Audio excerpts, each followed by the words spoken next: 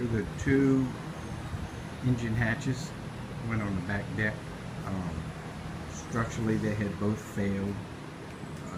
They had on this surface glued plywood, 3/8 or 1/2 inch. It was kind of hard to tell, and it had no longer had its strength, so it had sagged. So the previous owner had bolted some boards through and through to try to keep them from crashing into the engine room. Anyway, it was a mess. So Colin removed the plywood, a lot of grinding, and I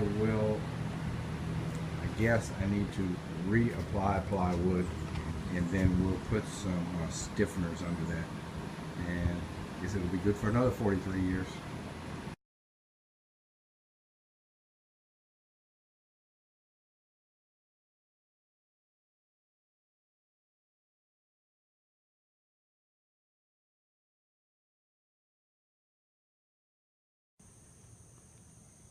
This is the first back hatch. After I've glued the plywood flat to it, put a lot of glue and a lot of weight, and came out really good. It's very flat. It's not all warped like it was before I started. So now I'm going to mix some thickened rosin, fill up these corners, and fill up all these voids. And when that cures, I'm going to put the stiffener boards across it at 90 degrees to this plywood and glass it all together, and that should be it. So this morning I filled around the perimeter with some thickened resin, and then I glued down the stiffeners. These are just some mahogany scraps, some type of mahogany. And I put my clamp on them. And I'm fixing to take the clamp off and round these corners and glass them in, and I'm going to call this structurally sound anyway. Complete. Structurally complete.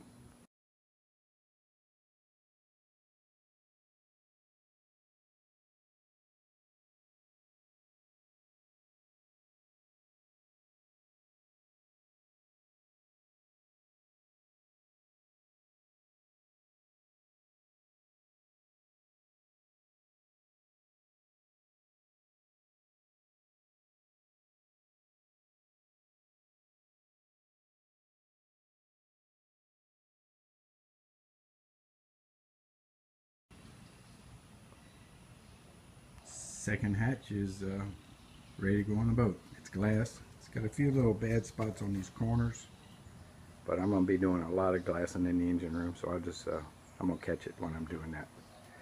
Hope it fits.